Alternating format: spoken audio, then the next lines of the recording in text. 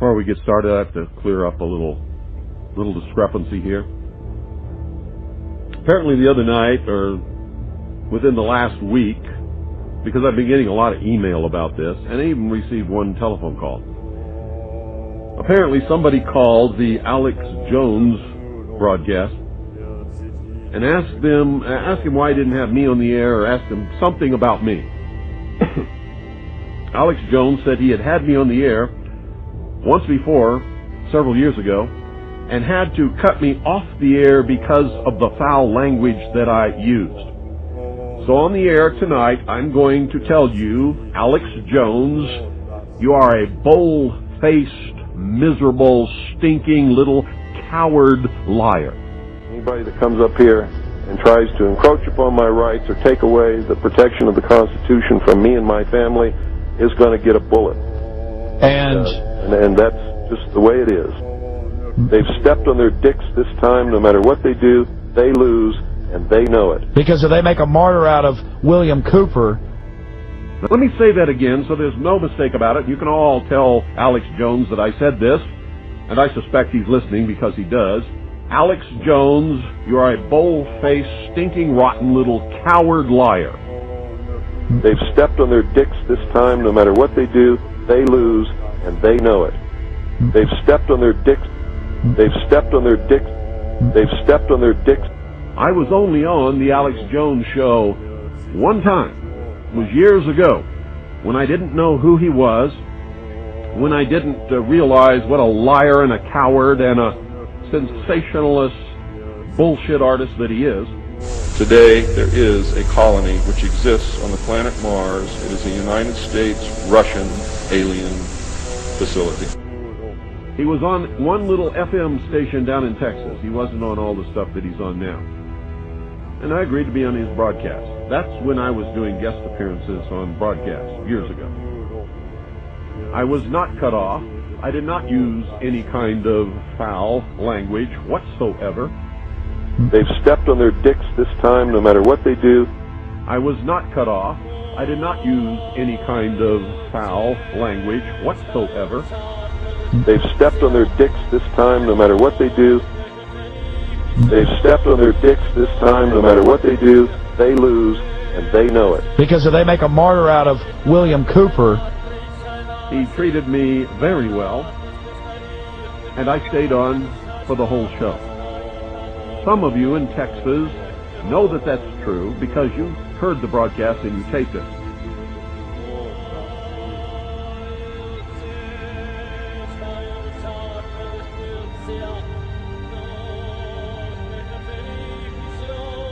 Later, when I found out who Alex Jones was and what he was doing to the truth, and what a cowardly liar and sensationalist he really is. There are areas in the moon where plant life grows and even changes color with the seasons.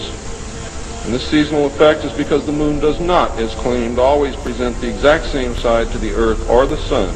There is an area that wobbles in and out of darkness on a seasonal basis, and it is near this area that the plant life grows.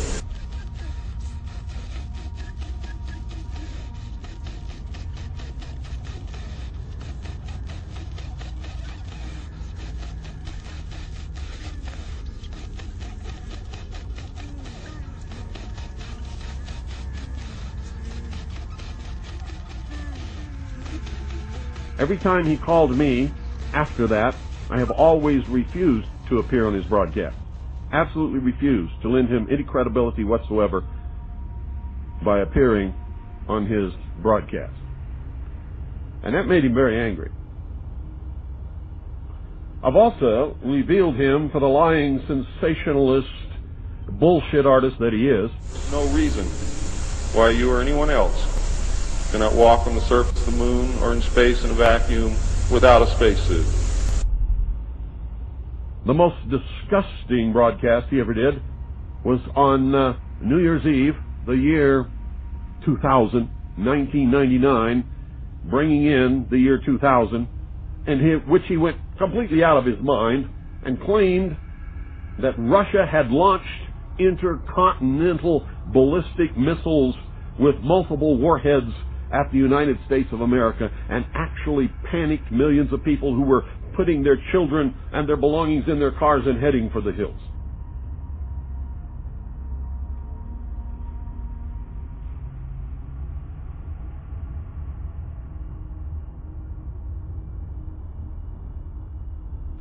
Nobody has to lie about me, Alex Jones. So I suggest that the next time somebody calls your broadcast and asks them about me, you tell the truth. There's lots of truth that you can tell about me. But don't ever lie on me, buddy, because I'll chop you off at your ankles. I will chew you up. I will spit you out for the lying, stinking, rotten little coward that you are. And be successful. And if you should not be successful, don't give up. Attack and attack and attack and attack and attack until he's laying, bleeding on the ground and cannot ever get up again. What you just heard is the voice of Milton William Cooper, Bill Cooper to his followers. My name is Douglas Dean, and I agree with his statement. When you're confronted with an enemy who is all set to kill you, survival facing imminent death is the name of the game. The trouble with Cooper's statement is that he believes everyone is his enemy. He trusts no one. Has stated this in his lectures, and his past record shows his continuous onslaught and attack against anyone who gets in his way. The list is long. Michael Callan and I made the mistake of trying to help Cooper get his message across in a big way where it would do the most good. Instead of the nickel and dime operation he and his partner Stan Barrington were conducting. Promotion, the show business way, takes a lot of time, effort, and money. Cooper was all for it in the beginning, but his innate distrust through the 8 months of our association came to a head with his insistent demanding of all the master tapes of his lectures and interviews, which in reality never belonged to him, with the exception of tapes from 2 small lectures in Phoenix and Sedona, Arizona. Michael and I paid all the expenses to produce the rest of the tapes. Cooper and Barrington agreed at a meeting with Michael and myself at my home that we would not touch any of the monies taken in from the sale of the tapes, rolling over the account to take care of future expenses for larger orders of tapes, until we had a sizable amount that we could start taking profit from. After all the expenses were paid, the monies that I took in are still untouched in the Need to Know Productions account. Barrington still owes a sizable amount to that account from sales that he never turned in. Michael had 3 big lectures set up for Cooper, which he still doesn't know about. But Cooper's greed for the instant buck and demands for the master tapes gave Michael an uneasy feeling, which kept him from finalizing the deals that he was setting up. We are both more than happy that he didn't make those commitments. After a very poor turnout for his lecture at the San Diego Convention Center on May 26, 1990, Cooper's half-drunken firing of me was really a big laugh now that I look back on it. I didn't then, and never had, worked for him. On the 28th of July, 1990, at 1:30 in the morning, Michael got a series of phone calls from Cooper over an hour's period. When the phone awakened him, all he said was, "Hello," and kept the message unit on record. The following are unedited copies of those calls from Cooper, which are on file with the Los Angeles Police Department.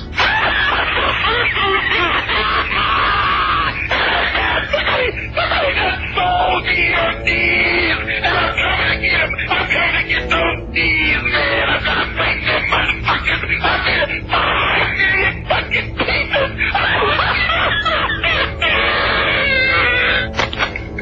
Michael, you've reached 602-567-6536. This is Bill, your old partner. And I just wanted to let you know that John Hart, one of the richest men in America, has assigned me some bodyguards and security personnel. And he's really looking out after my interest. And I knew that you were really concerned about that. And I thought that you might want to know that everything's really been taken care of. And he's going to make sure that nothing ever happens to me that's bad. So, you know, you got my number, you got my address. In case you get in a hankering to, you know, talk about the old times, just give me a call. Otherwise, I would suggest to be, you know, sort of careful. Don't ride any fucking Broncos.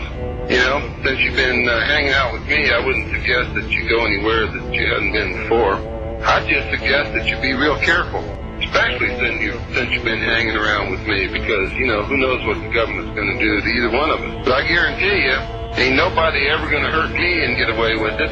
I suggest you think about that. Take care, Mike. I love you. Annie sends her best wishes, and, you know, little Dorothy, she ain't talking yet, but she loves you too. And we're going to make sure that you amount to something, even if it's a pile of horse shit. And you take care of yourself. We're going to be thinking about you all the time, and, you know, we'll call you in a couple of weeks just to see how you're doing. Take care, Michael. We miss you. I mean, we really miss you. And we're going to get you a real good present real soon. Yeah, Bill Cooper jumping into the jug. Now, there are a number of other phone messages he left dead. Doug Dean ended up calling the sheriff's department. They took his call. They ended up coming out the next day. They investigated the slashed tires. And I will state for the record that they were never able to definitively pin that on Cooper. But Dean, as I said, was a man at the time, 69, 70 years of age. And I'm going to play just one last phone message he left to show you truly what a despicable man this was. This is Cooper, now really intoxicated, calling up Doug Dean sometime You in the week. dumb son of a bitch. If you don't straighten things out, you're the dumbest son of a bitch that ever lived. In fact, you may not even live. So, what are you going to do with somebody? We refuse to be intimidated by this guy. Personally, on a personal level, I would have loved it if he would have confronted me somewhere. But the man knew better, because I would have gone off on him like a proverbial 4th of July fireworks display.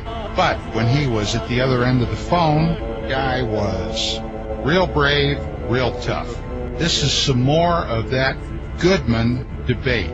The wee hours of September the 27th, 1990.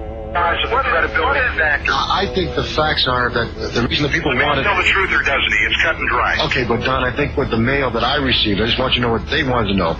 They wanted to know if, in fact, you were telling the truth in the magazine or Bill Cooper Well, I'm not telling the truth, and it's very simple. Cooper can sue me. Right. We'll go to court. That's what a lot of the mail also. Bill, are you in the process of suing them? Well, if you'd gotten my newsletter number 6, you would have seen that because of what UFO Magazine has done, I now have more speaking engagements than I've ever had in my life. Well, that's a nice issue number 6, I encourage Vicki Cooper and Don Eckert to continue, because now people who never heard my name before want me to come and talk in their town. Now, that's my point, Billy. But that's we were still in Las Vegas, and I tried to go on head-to-head with Mr. Cooper, and he stated that he already had a legal suit filed. Right. Now, I rest wait a minute. I called Billy Goodman back and told him that I would be willing to go on with you that Saturday. That's right. Billy said that you were then not willing. Well, then he didn't tell you the truth, because I tried to call him 3 times that week to find out. I never said he was not willing. I never said that, Bill Cooper. No, I never said he was not. Misunderstood you. Yeah, I called you back. I never. I said I would see what would happen. I was supposed to hear from him,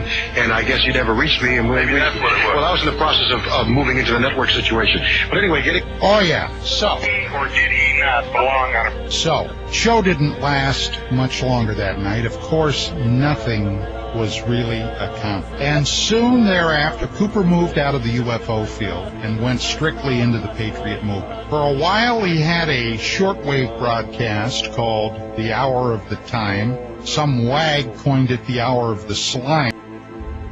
Before we get started, I have to clear up a little discrepancy here.